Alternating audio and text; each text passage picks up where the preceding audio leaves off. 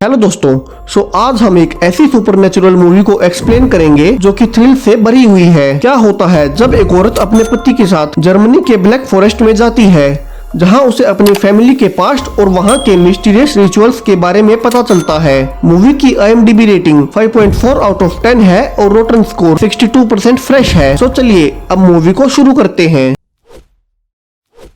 Movie की शुरुआत होती है रोबिन से, जो कि अपने हस्बैंड लियो के साथ अपने बचपन के घर जा रही है। ये जगह एक ब्लैक फॉरेस्ट के अंदर मौजूद है, जो कि मेन सिटी से काफी दूर है और यहाँ रोबिन काफी ज्यादा सालों बाद आ रही है, वो भी इस वजह से कि अभी भी उसके ग्रैंडफादर की वहाँ डेथ हुई है। अब ये दोनों एक घर पर पहुंचते हैं जो कि रोबिन के ग्रैंडफादर कार्ल का है। देखने में ये जगह काफी क्रीपी लग रही थी, क्योंकि यहाँ जगह जगह पर मरे हुए जानवरों को लटकाया गया था। तो अब रोबिन और लियो अंदर जाते हैं, जहाँ रोबिन अपनी पुरानी चीजों को देख रही होती है और लियो को बताती है कि जब वे 6 साल की थी तब से वो बाहर रह रही है और सीधा अब यहाँ आई है। इसके अलावा घर में काफी गन्स भी मौजूद थी, जिन्हें देखकर रोबिन लियो को बताती है और उसकी सारी पुरानी पीढ़ियां हंटर्स थी, जो कि इस जंगल में शिकार किया करते थे। बट जब वो 6 साल की थी तब उसकी माँ उन्हें छोड़कर चली गई और उसके ग्रैंडफादर ने उसे भी यहाँ से बाहर भेज दिया। अब यहाँ लियो को एक ड्राइंग मिलती है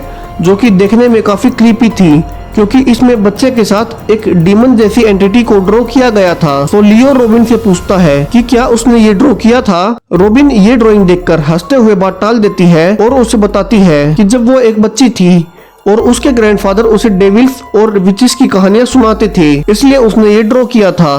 और इतना कहकर रोबिन बाहर घूमने आ जाती है, जहां उसे एक जगह काफी सारे रैबिट्स मारकर लटकाए हुए मिलते हैं। जहां लियो अंदर से आता है और रोबिन उसे बताती है कि शायद उसके ग्रैंडफादर कार्ल ने उन्हें मारकर यहाँ लटकाया था, क्योंकि उन्हें हंटिंग का शौक था। तो अब लियो इन सबको वहीं पास की खाली जगह में दफना देता है और अंदर आ जाता है। अब थोड़ी ही देर बाद जब अंदर रोबिन और लियो बात कर रहे थे, तभी बाहर से उन्हें गोलियों की आवाजें आती हैं। तो लियो बाहर भागकर देखने जाता है, जहां उसे एक आदमी मिलता है जो कि एनिमल्स का शिकार कर रहा था। वो आदमी लियो से पूछता है कि वो कौन है और कार्ल के घर पर क्या कर रहा है। जहां पीछे से रोबिन आती है और उस आदमी को बताती है कि वो कार्ल की ग्रैंड डॉटर है और कई सालों बाद अब वो यहाँ आई है। अब ये आदमी अपना नाम आर्थर बताता है, जहाँ उन्हें अपनी बेटी से भी मिलाता है जिसका नाम अमेलिया है। वो उन्हें बताता है कि कार्ल उसका बहुत अच्छा दोस्त था और उसकी डेथ पर उसे भी बहुत अजीब लग रहा है। इसके अलावा आर्थर उन्हें बताता है कि पिछले कुछ टाइम से लगातार यहाँ से लोग गायब हो रहे हैं और अब अंधेरा होने के बाद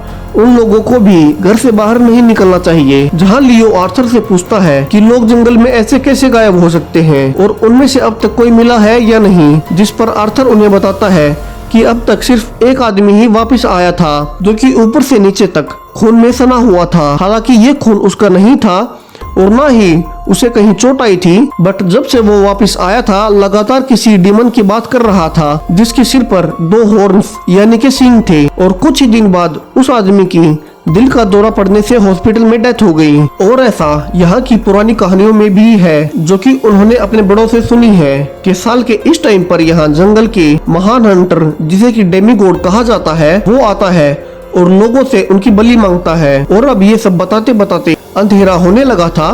आर्थर अपनी बेटी अमेलिया के साथ वापस घर के लिए निकलता है और लियो और रोबिन वापस घर में आ जाते हैं।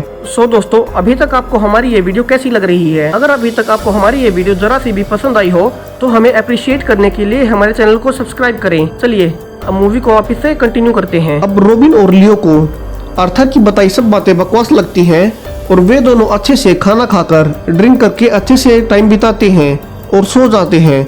अब रात को अचानक से लियो की आंख खुलती है और उसे नीचे से किसी की आहट महसूस होती है। तो वो उठकर नीचे जाता है, जहाँ नीचे से उसे कोई अपने कमरे में घुसता हुआ नजर आता है। वो जल्दी से ऊपर पहुँचता है, जहाँ वो देखता है कि एक औरत उसके बेड के पास खड़ी है, जहाँ उसकी वाइफ रोबिन सो रही थी। तभी लियो चिल्लाता है और रोबिन उठ जाती है और उठकर उस औरत को गिराकर दोनों नीचे भागने लगते हैं, जहां एक बड़ा सा आदमी मास्क पहने खड़ा था। और अब तक 2 और औरतें वहां आ जाती हैं और लियो और रोबिन को जबरदस्ती से कुछ पिला देती हैं, जिससे कि दोनों बेहोश हो जाते हैं। अब यहाँ नेक्स्ट डे रोबिन की आंख खुलती है, जहां वो खुद को जंगल के बीच में किसी चेन से बंधा हुआ पाती है। अब वो उठकर देखती है उसके हस्बैंड लियो को भी दूसरे पेड़ पर बांधा गया था और उनके अलावा 4 और लोगों को वहाँ बांधा गया था, जिनमें हम देखते हैं कि आर्थर और उसकी बेटी अमेलिया थे और इसके अलावा 2 और लड़कियां कैटिया और टैबी भी थे। यहाँ से वे सब रॉबिन को बताते हैं कि उन्हें भी उनके घर से कई लोगों ने आकर उठा लिया था। टैबी उन्हें बताती है कि वो अपने बॉयफ्रेंड के साथ थी तब उन्हें उठाया गया। यहाँ वे सब टैबी से पूछते हैं कि उसका बॉयफ्रेंड कहाँ है, जिस पर वो कहती है कि उसे नहीं पता क्योंकि वो वहाँ बंधा हुआ नहीं है। तो वे सब अब यहाँ से किसी तरह से भागने की सोचने लगते हैं। तभी वहाँ वही लड़कियाँ आती हैं जिन्होंने लास्ट नाइट लियो और रॉबिन ने बेहोश होने से पहले देखा था, और उनके साथ वही आदमी आता है जिसने मास्क पहन रखा था और वो कंधे पर एक लड़के को उठाकर लाता है। जहाँ आर्थर सबको बताता है कि वे सब विचिस हैं और यहाँ जंगल में ब्लैक मैजिक करती हैं। अब यहाँ टैबी ये पहचान लेती है कि ये लड़का उसका बॉयफ्रेंड है जिसे लास्ट नाइट उसके साथ उन लोगों ने उठा लिया था। अब यहाँ वो मास्क वाला आदमी एक रोड से उस लड़के को मारता है, जिसे देखकर बाकी सब काफी डर जाते हैं और ये तीनों लड़कियां वहीं कोई रिचुअल करने लगती हैं जहां आर्थर उनकी लैंग्वेज समझ सकता था। सो वो सबको बताता है कि ये लोग उसी डेमीगॉड को बुला रही हैं जिसे कि जंगल का सबसे महान हंटर कहा जाता है। दरअसल इन लोगों द्वारा माना जाता है कि हर साल उन्हें इस डीमन की इंसानों को बलि देनी होती है, जिसके बदले में वे साल भर जंगल से जो चाहे ले सकते हैं, जैसे कि लकड़ियां, जानवरों का शिकार करना जिन्हें कि वे खा पाए। सो अब उनका रिचुअल खत्म हो चुका था और वे सब उन लोगों को बताती हैं कि उन्होंने इस बार के सैक्रिफाइस के लिए डीमन को बुलाया है। और इसके अलावा वे रॉबिन को कहती हैं कि उन्होंने पहले सैक्रिफाइस के लिए उसके ग्रैंडफादर कार्ल को भी पकड़ा था, बट उसने डेविल के साथ कोई सौदा किया था और डेविल ने उसे छोड़ दिया था। अब यहाँ पर उसने डेविल के साथ क्या सौदा किया था ये हमें मूवी में आगे पता चलेगा, जिस पर आर्थर रॉबिन को बताता है कि उसने शुरुआत में जिस आदमी की बात की जो कि एकलौता आदमी था जो कि जंगल से बचकर आया था और जो कि खून से लथपथ था, वो कोई और नहीं बल्कि रॉबिन का ग्रैंडफादर कार्ल था। तो यहाँ वे विचिस उन्हें कहती है कि डेविल को ऐसे बंधे हुए लोगों को मारना पसंद नहीं है। सो वे उन्हें एक एक करके खोल देंगी और उन्हें भागना होगा, जिनका कि डेविल शिकार करेगा। अब ये सब सुनकर सब लोगों को लगता है कि ये लोग शायद पागल हैं, इसलिए ऐसी बातें कर रही हैं और डीमन जैसा रियल लाइफ में कुछ नहीं होता। बट आर्थर चूंकि यहीं का था सो उसे ये सब सच लगता है। अब वे तीनों उन लोगों को एक एक करके अलग अलग दिशाओं में भगा देते हैं। सबसे पहले वे अमेलिया और दोनों लड़कियों को वहां से खोलकर भगा देते हैं।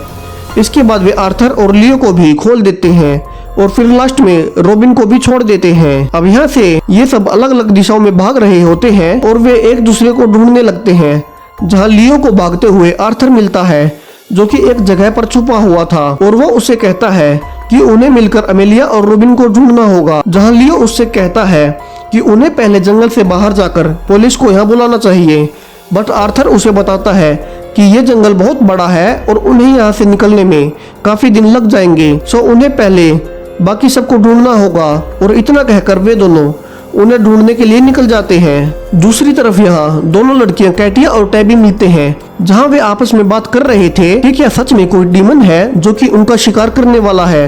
बट कैटिया कहती है कि शायद ऐसा कुछ नहीं है और वे तीनों औरतें पागल थी और उन्हें यहाँ से किसी रोड का रास्ता ढूंढना चाहिए ताकि वे यहाँ से बाहर निकल सके। वहीं एक और रॉबिन भाग रही थी जिसे रास्ते में अमेलिया मिलती है और वे दोनों भागते हुए एक जगह पर छुप कर बैठ जाती हैं और बाहर देखती रहती हैं कि उन्हें लियो या आर्थर में से अगर कोई आता हुआ दिखाई दे तो वे उन्हें बुला ले। अब यहाँ दूसरी तरफ कैटिया और टैबी भी जा रही थी। तभी वहाँ उन्हें कुछ अजीब सा महसूस होता है और पीछे से कोई आकर टैबी को धक्का मारता है। तभी कैटिया उसे उठाने आगे बढ़ती है, बट जैसे ही वो पलट कर देखती है तो वहाँ से कोई तेजी से टैबी को उठाकर ले गया था और कैटिया ये सब देखकर डर जाती है और वहाँ से भागने लगती है। अब लियो यहाँ आर्थर के साथ रॉबिन और अमेलिया को ढूंढने जा रहा था। तभी आर्थर उसके पीछे से उसके सिर पर हमला करता है और उसे एक पेड़ से बांध देता है, जहाँ लियो उससे पूछता है कि वो उसे क्यों बांध रहा है, जिस पर आर्थर कहता है कि वो हमेशा से यही रहा है और ये सच है कि वो डीमन एक एक करके उन सबको मारने वाला है। तो वो लियो को यही बांधकर चला जाएगा ताकि डीमन उसे पहले मारे और तब तक वो अपनी बेटी अमेलिया को ढूंढकर यहाँ से निकल सके। इससे उसे यहाँ से निकलने का टाइम मिल जाएगा। और इतना कहकर वो वहाँ से चला जाता है, जबकि लियो वहीं चिल्लाता रहता है कि वो उसे खोल दे। अब दूसरी तरफ यहाँ आर्थर वहाँ से भागता है जहाँ उसे एमेलिया और रॉबिन मिलते हैं। तो यहाँ रॉबिन आर्थर से पूछती है कि क्या उसने लियो को देखा है, बट आर्थर उसे झूठ बोलता है कि उसने उसे नहीं देखा और अब उन्हें जल्दी से यहाँ से भागना चाहिए। और वे तीनों वहाँ से भागने लगते हैं। दूसरी तरफ यहाँ लियो की रस्सियों को पीछे से कोई काट देता है और लियो वहाँ से भागने लगता है। तभी पीछे से उसे कोई एरो से मारने लगता है। और यहाँ हम डीमन को पहली बार देखते हैं जब वो लियो को काटकर उसे जान से मार देता है। यहाँ दूसरी तरफ रॉबिन आर्थर और अमेलिया के साथ जा रही होती है। तभी वो आर्थर से कहती है कि उन्हें पहले लियो को ढूंढना चाहिए, तब वे वहाँ से बाहर जाएंगे। बट आर्थर ये नहीं चाहता था कि अब और ज्यादा टाइम उसका बर्बाद हो। सो वो उसे सब सच बता देता है कि कैसे उसने जानबूझकर उसके पति लियो को एक पेड़ से बांध दिया था ताकि डीमन उसे मारे और तब तक वे लोग वहाँ से भाग सके। ये सुनकर रॉबिन काफी गुस्सा होती है और आर्थर को मारने लगती है। बट आर्थर को गुस्सा आता है और वो रॉबिन को कहता है कि ये उसने अपनी बेटी अमेलिया और खुद को बचाने के लिए किया है और ऐसा ही अब वो उसके साथ भी करेगा और चारा बनाकर उसे भी एक पेड़ से बांधकर चला जाएगा। इतना बोलकर वो रॉबिन को मारने लगता है। बट तभी अमेलिया रॉबिन को बचाती है और अपने पिता को कहती है कि उसे ऐसा नहीं करना चाहिए। और इसी बीच रॉबिन वहाँ से भागने लगती है और अमेलिया वहीं रह जाती है। अब जब आर्थर रॉबिन के पीछे भाग रहा था तभी वहाँ डीमन डेमीगॉड आ जाता है और आर्थर को बेरहमी से मार डालता है।